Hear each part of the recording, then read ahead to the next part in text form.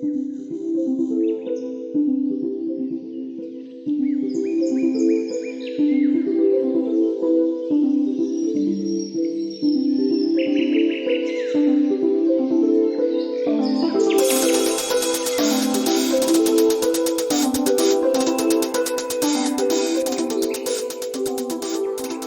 and welcome to the White Witch podcast with me, Carly.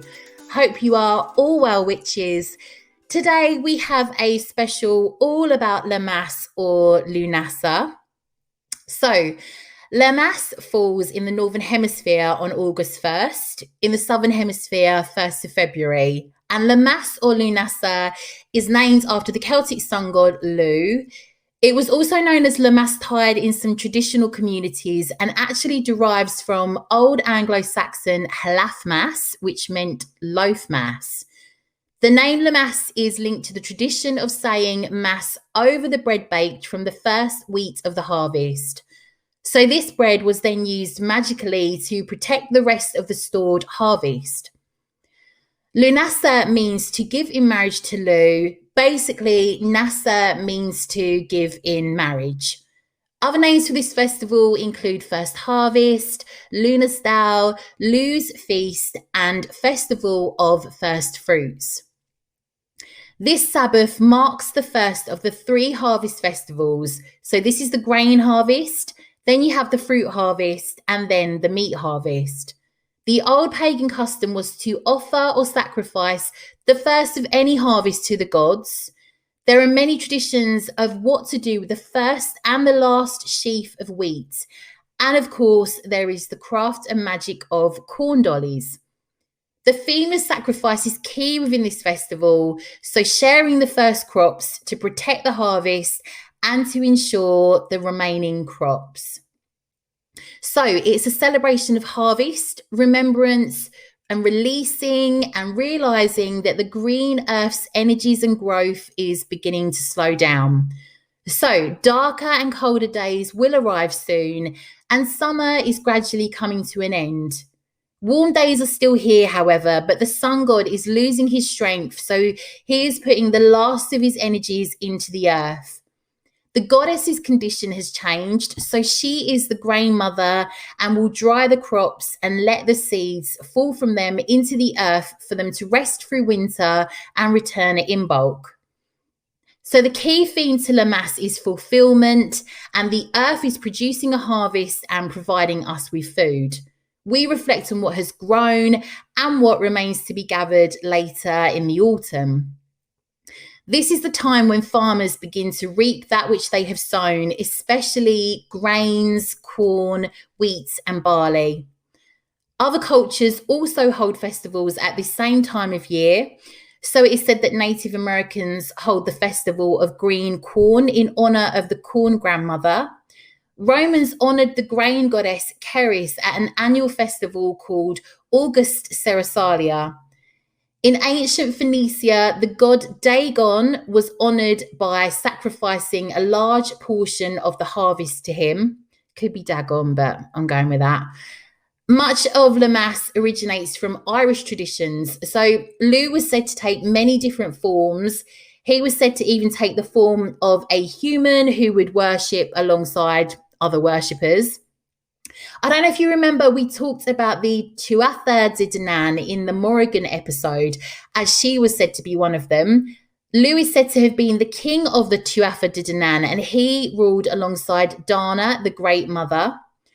So Lu was known as the Shining One and was the god of harvests, light, fire, and metallurgy. So this is said to be the domain of materials science and engineering that studies the physical and chemical behaviour of metallic elements. You can tell I Googled that, as I had no idea. Lu was also the defender of the weak. Although this festival revolves around Lu, Dana's role is also key as she brings forth the first fruits of the harvest, but she is said to still be pregnant with later harvests.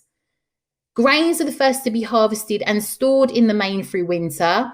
They became of high importance to ancient civilizations. It was considered bad luck in Ireland to harvest any grain prior to Lammas. This would mean that the previous year's harvest had run out early, which would have been seen as a grievous error in the agriculture culture. A key part of Lammas is feasting and offering up part of the harvest to the grain god or goddess. So key foods for the feast include freshly baked bread made from wheat, corn, rye or oats.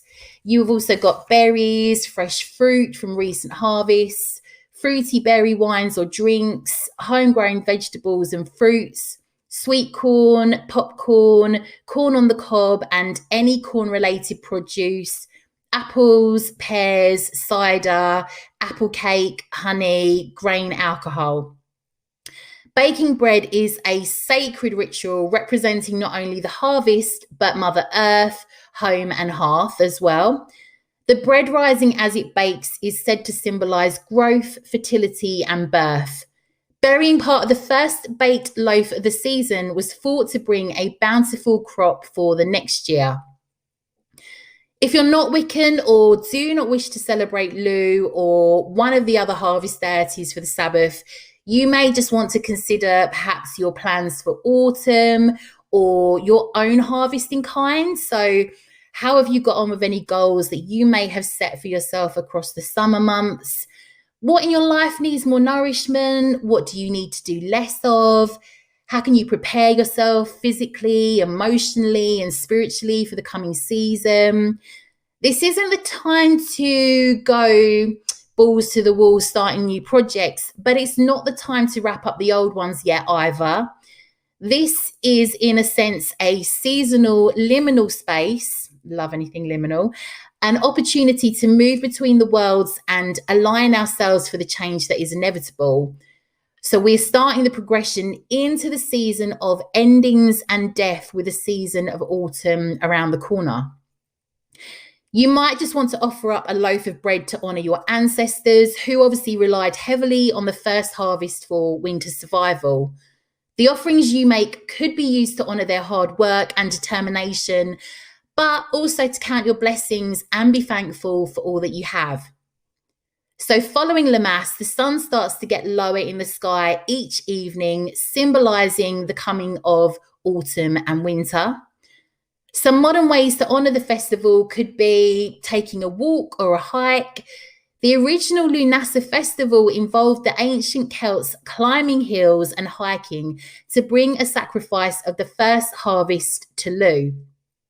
Hiking up hills is still practiced to this day to mark the festival, though it now has more of a Christian twist to it. Lu was replaced with St. Patrick in Christianisation of the festival.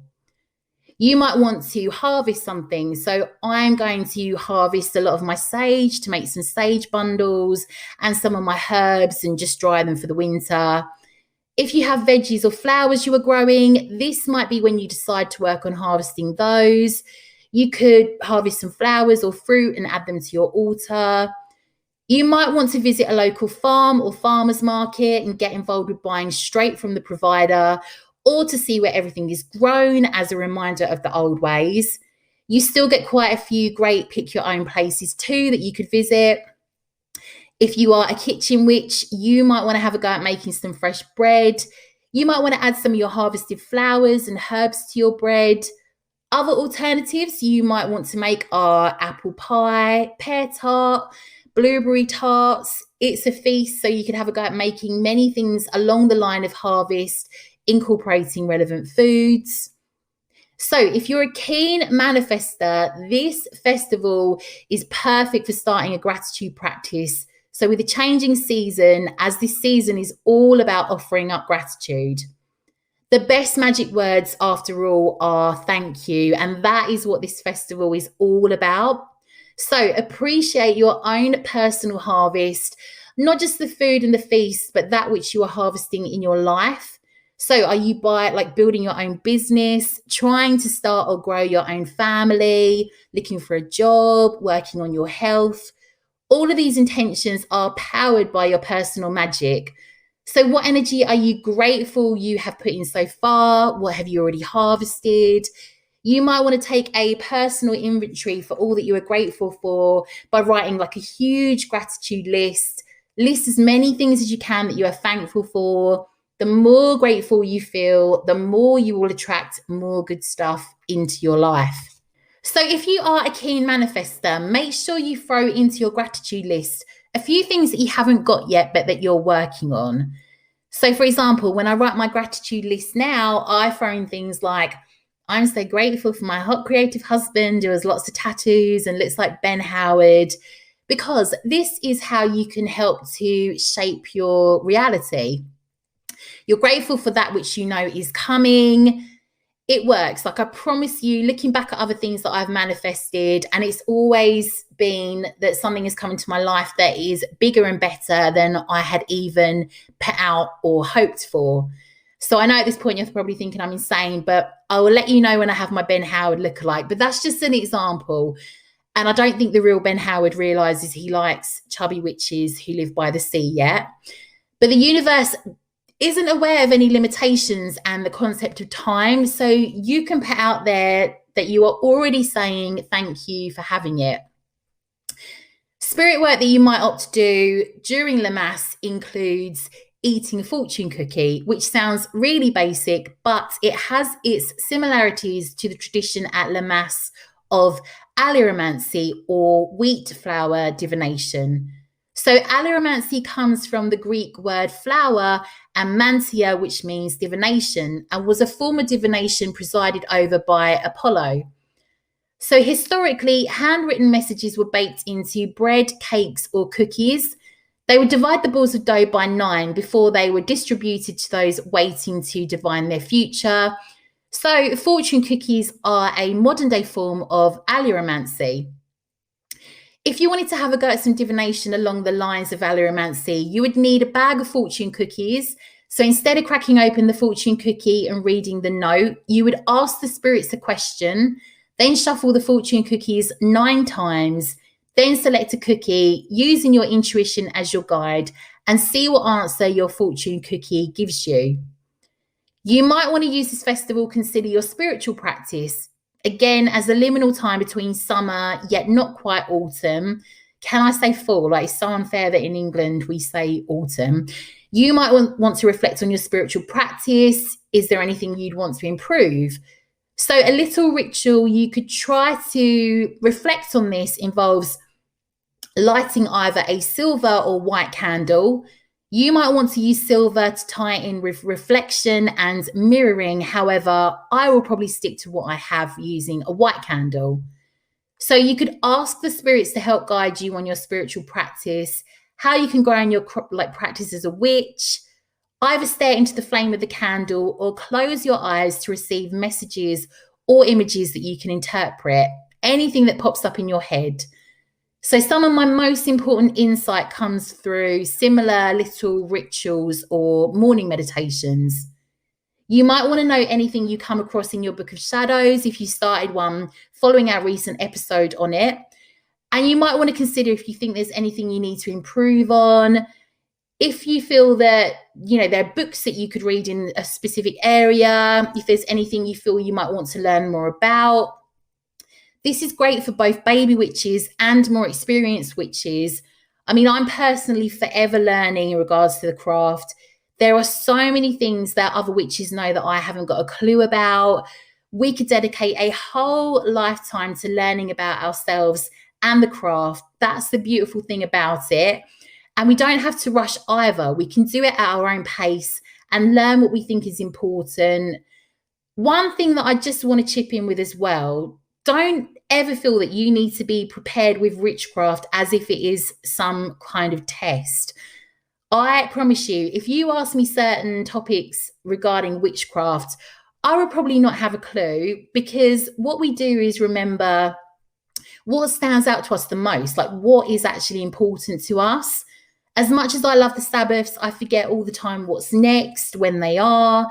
I remember the key principles. I remember the food. But I think that when you come into the craft as a baby witch, it's really overwhelming when you start out. And there can be some really mean people on social media who do this thing of checking out how much of a witch you are as if it's a test. And I just think it's bullshit. Read all you can.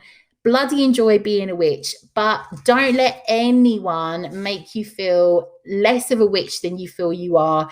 If you feel it in your bones, your blood, or you just have a love or an obsession for it, and you're doing all you can to learn, I think that is the most important thing, because I'm just sick of witchcraft snobbery. So if ever you feel that in the community, I'm here for you. I've never experienced it personally. I have seen it. But at the same time, in honor of witches on Instagram and, other forums that I'm part of, some of them are the loveliest, warmest, kindest people I've ever met, become some of my dearest friends. Just don't let a few bad apples in the community, in life in general, make you feel like shit about your journey. Ran over, back to Lammas. So I have a spell from the book Craft, How to Be a Modern Witch, written by Gabriella Herstick, which is for Lammas. So you will need a pen and paper, your grimoire or book of shadows, a fireproof bowl or cauldron, citrus oils or Florida water, sage or Palo Santo or cedar or incense, anything for smoke cleansing, and a plant if you have one. So you want to start by cleansing your space with the sacred smoke of sage, Palo Santo, incense, or cedar. Ground and center yourself, connecting to the energy of the earth. Cast your circle if you work using one. And then fold your paper in half, thinking about the next 2 months and the start of autumn. On the right side of the paper, write down what nourishes you. And on the left, write down what no longer nourishes you. So be as specific as you can be, taking inventory of what feeds your energy and what depletes it. Rip the two sections apart. Take a look at what's depleting you energetically. And in your grimoire or your book of shadows, write down 5 ways you can shift these things so they feed you, or 5 new ways to find nourishment. Tear up half of the paper listing what's depleting you and burn it. You can anoint the list of what's nourishing you by rubbing the oil or Florida water on it. So she does it in the form of an invoking pentagram. Up to you if you do that. If you do, you start from the top down to the bottom left, up to the right, to the left, down to the bottom right, and then up to the top. But you could just anoint it. It's fine. When you feel ready, fold this half of the paper up. You can either leave it under your plant or on your altar until the next full moon, or bury it somewhere outside once the ritual is complete. Close your eyes and feel what it would like to be supported, nourished, and cared for in all your ventures. So raise energy by chanting, dancing, singing, or masturbating. I don't know why I get all weird with sex words. It's because I know my mum listens. But at the climax, imagine a cone of power extending from the boundaries of your circle up through the crown of your head into the universe. This is your declaration of nourishment and health. Know it's promised. Close your circle, ground your energy. On the next full moon, take stock and check in to see how fulfilled and nourished you feel, and how you can let go of whatever's keeping you from feeling supported. So some relevant spells you might want to work on for this Sabbath are for abundance, connection, career, mental or physical gain. You might want to include grains when you come to cast your circle for any spell work. So grains such as oats, corn and wheat. This is said to help strengthen your circle. Any spells that you need the sun's energy for, carry these out now. Again, it's an old episode, but check out the sun magic episode for making sun water and spells to do using the sun's energy. So animals related to this festival and symbolic are the rooster, the buck, cows and sheep. Decorations include summer flowers, grains, cornucopia, corn dolls, sunflowers, the sickle. Corn and wheat dollies were made from the last sheaves and stalks of harvested grain and kept through winter to be planted with the first seeds of spring. These organic goddess figures powerfully affirm the reverence for the earth's cycle of birth, death, and renewal. The celebrations for Lammas would give people a break from hard work to laugh, feast, dance, despite the fact that many crops were still growing in the fields and there is no guarantee of adequate abundance for the long winter season. So I'm just going to give you some ideas for your altar from Harmony Nice's book, Wicker. You might want to light gold, yellow, brown, orange, or black candles to represent the earth changing from green to brown, autumnal colours, and black for the darker days arriving. You might want to tie ribbons and drape cloth at your altar in the colours gold, yellow, orange, and brown. You can also wear these colours to honour the Sabbath. You might want to scatter relevant grains from the harvest to honour the fulfilment you feel at this time of year. So wheat, corn, oats, barley, or rye. Sunflowers are now at their growing peak. You may wish to incorporate potted marigolds and have those on your altar. Place your corn mother or corn dolly at your altar. So some crystals you may wish to carry around with you at this time of year to meditate with, to use in divination or spell work, or to place at your altar are citrine, clear quartz, aventurine, golden topaz, cat's eye. Some herbs you may wish to use and plants, you've got like all grains, meadowsweet, mint, heather, and sloes. And good incense to use during Lammas for casting circles, burning at your altar, cleansing, consecrating, as well as magical workings are sandalwood, rose, chamomile, and mint. So have a great Lammas, witches. The second newsletter is due out shortly. If you want to subscribe to this and also for any information regarding the upcoming book club, the Literary Witch Coven, that's starting up soon, then come on over to my website, www.thewhitewitchcompany.co.uk. Keep an eye out on the website from beginning of August as my Baby Witch line is launching. So I've got some t-shirts and hoodies and so on. I'm living in my Baby Witch t-shirt at the moment. It is my favourite. There is a green and sea witch merch line that will be out in the next couple of weeks too. If you want to join me on Facebook, it's The White Witch Company. Over on Instagram, at The White Witch Company. Other than that, have a fantastic Lammas. I will catch up with you soon, witches. Bye.